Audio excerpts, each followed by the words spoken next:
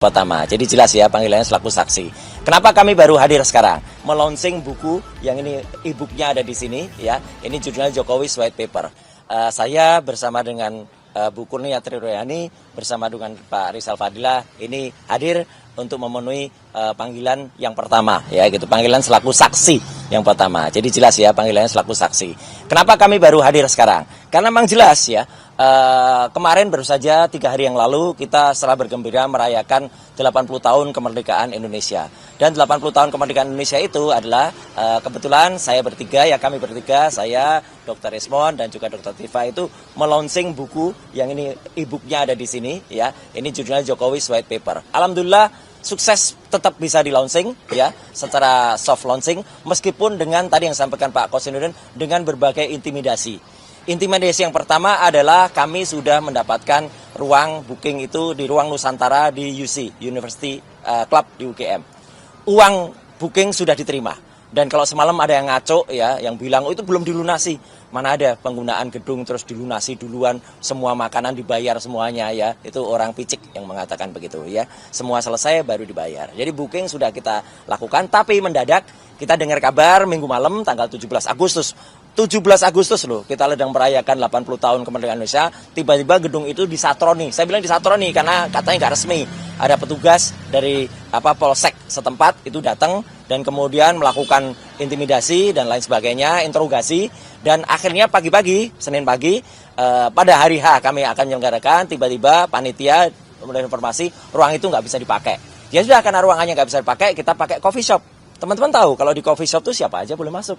Siapa aja boleh pesan makan, siapa aja boleh pesan minum. Ya kita pesan makan, minum, dan kita karena tamu-tamu sudah datang dan diantara tamu itu ada Pak Jenderal Tresno Sudarto, ada Mas Refli Harun, ada juga Pak Saididu. Ya kita kan nggak mungkin menolak beliau-beliau itu terus kemudian Pak kita pindah. Ya udah kita di situ aja atau kita makan-makan di situ. Nah disitulah tiba-tiba ada peristiwa yaitu, dan ini peristiwa sangat menyesakkan. Sekali lagi tolong diingat ya. Baru kali ini kita ngalami setelah lagu Kebangsaan Indonesia Raya kita nyanyikan, setelah himne Gajah Mada kita nyanyikan, ya saat doa kepada Tuhan yang Maha Kuasa, kepada Allah Subhanahu Wa Taala, lampunya dan AC-nya dimatikan oleh oknum. Ini kan luar biasa jahatnya, luar biasa tidak bermoralnya, luar biasa tidak beragamanya oknum yang melakukan itu. Ya, gitu. Tapi kami tetap terus. Terima kasih atas bantuan media, terima kasih atas bantuan teman-teman YouTuber, lampu-lampu Anda menerangi kehidupan kami, menerangi kehidupan kita semua, dan itulah lampu yang menerangi peristiwa kita ketika kita soft launch sampai dengan selesai. Juga mikrofon juga tetap on karena kita pakai wireless yang sudah kita antisipasi pakai baterai. Lebih jahat lagi ya, kemarin ya, jadi sehari setelah kejadian kemarin itu yaitu pada tanggal 19 ya, kami menyampaikan pertanyaan, sebuah surat pertanyaan kepada Rektor UGM. Ya, diwakili oleh Pak Resmond dan juga diwakili Bu Tifa karena saya ada di sini. Ternyata apa? Mau masuk ke lantai 2 saja di gedung pusat UGM aja dihalang-halangi oleh satpam yang banyak sekali dan tidak boleh naik gitu, kayak penjahat saja. Ini sudah kriminalisasi. Seperti tadi kata Pak Kosinudin, orang yang tidak berbuat jahat kemudian dianggap berbuat jahat. Jadi ini jahat sekali. Nah, hari ini ya kami mengantisipasi kalau ada tindakan kriminalisasi lagi nanti yang akan dilakukan seperti yang dialami oleh 3 rekan kami kemarin ya, mulai diperiksa jam 10, ada yang jam 11, tapi tiba-tiba ada yang selesainya baru jam 9 malam, jam 12 malam, bahkan jam 4 pagi mau subuh. Ini sudah sangat tidak manusiawi. Jadi kami sepakat, tadi kami setuju untuk membatasi pemeriksaan hari ini ya hanya sampai pada maghrib ya, begitu. Kalau maghrib nggak selesai kita pamit ya, silahkan dijadwalkan lagi. Jadwalkan lagi itu berarti tetap pemeriksaan yang pertama, tidak berarti pemeriksaan yang ketiga ya gitu, atau mundur kedua. Itu clear ya. Dan jadi hari ini kami akan jawab semua pertanyaan sesuai dengan apa yang sudah tertulis dan tersurat di dalam surat panggilan.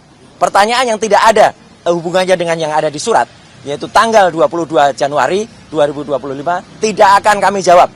Clear ya? Karena kami itu sifatnya saksi. Saksi itu hanya melihat dan mendengar apa yang dia dengar, apa yang dia lihat. Kalau tanggal 22 itu kami tidak mendengar apapun, tidak melihat apapun, dan tidak ada di lokasi itu, ya kami nggak boleh menjawab. Saksi tidak boleh berpendapat. Yang boleh berpendapat itu ahli. Ya, kami bukan ahli di sini. Kami itu saksi yang dimintai keterangannya, bukan dimintai pendapatnya. Lagian yang sangat tidak profesional, ya saya tambahkan tadi yang disampaikan Pak Kosinudin, dulu ketika kami diklarifikasi, tanggalnya berbeda. Tanggalnya, lokus dan tempusnya, jadi tempusnya waktu itu adalah tanggal 26 Maret 2025. Sekarang tanggalnya berbeda, 22 Januari. Ini apa kok ada perubahan? Berarti peristiwanya nggak jelas. Yang dilaporkan itu tidak jelas.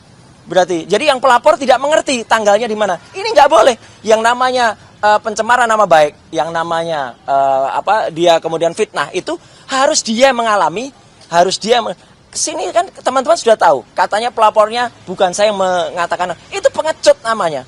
Dia justru membenturkan sesama anak bangsa, membenturkan penyidik Polda Metro Jaya untuk mencari-cari, ya gitu, kepada pasal-pasal yang ada. Dan yang satu lagi yang ada kelompok yang namanya tadi Peradi Bersatu atau Peradi Bercerai tadi, ya itu mereka bahkan kemudian tidak menggunakan kelompoknya, tapi kemudian menggunakan sendiri. Dan mereka juga tidak profesional. Tadi katanya ada 5 orang yang melaporkan, ada yang di Depok, ada yang di Jakarta Pusat, Jakarta. Ternyata sudah polisi sudah capek-capek manggilin saksi-saksi, kemudian ternyata yang 2 dibatalkan. Ya, mereka menarik laporannya. Ini kan penghinaan terhadap kepolisian. Ya, lapor tapi kemudian, dan ada lagi penghinaan. Salah satu orang yang sering datang kemudian memberikan kesaksian, itulah orang yang namanya Sylvester Matutina. Penghinaan karena dia adalah terpidana. Orang yang terpidana selain tidak boleh menjadi komisaris, juga tidak bisa memberikan keterangan. Keterangannya harus cabut, apalagi dia memberikan keterangan yang konon sangat esensial ketika peristiwa di Solo. Itu nggak boleh, harus dianggap. Karena apa? Kalau dia masuk penjara, berarti dia nggak ada di peristiwa itu. Jelas kan? Dia nggak bisa memberikan keterangan di situ. Jadi kenapa dia bisa memberikan keterangan? Karena dia melarikan diri, tidak ditahan. Hari ini dia juga lagi mengajukan PK, tapi itu urusan lain. Kalau sampai negara mengizinkan PK dia, malu sekali negara ini. Orang yang mengajukan PK itu harus menjalani eksekusi dulu. Tapi saya kembali ke sini, ya terakhir yang ingin saya sampaikan. Doakan semoga teman-teman juga sabar, teman-teman juga menunggu kami, ya. Kami akan lakukan sebaik-baiknya, meskipun kami dengar pemeriksaannya itu nanti akan ada 24 eksemplar yang diprint tiap halaman. 20 berkas ya. Ya, 24 berkas ya tiap halaman. Jadi kalau berkasnya ada 10 halaman, ya 240. Ngeprintnya bisa 3 jam. Ya gitu. Jadi moga-moga kalau memang pelapornya itu memang punya niat baik, ya, dia tidak akan mengerjain petugas kepolisian Polda Metro Jaya untuk mengerjakan hal yang konyol. Sekali lagi ini hal konyol karena pelapornya tidak tahu apa yang dia laporkan, ya, dia katanya tidak mengerti orang-orangnya, dia mengubah tanggalnya, ya, apakah Polda Metro ataukah pelapor yang ubah tanggal, dan para pelapor yang lain, ya, para termul-termul ini, ya, itu kemudian mencabut laporannya, ada yang mencabut laporannya. 2 dari 3 laporan dari dicabut itu harusnya dipertanyakan. Gitu, nggak boleh seenaknya aja nyabut dan kemudian nanti masuk kali pasal-pasal juga selundupan semua yang dimasukkan. Jadi saya kira itu yang bisa saya sampaikan.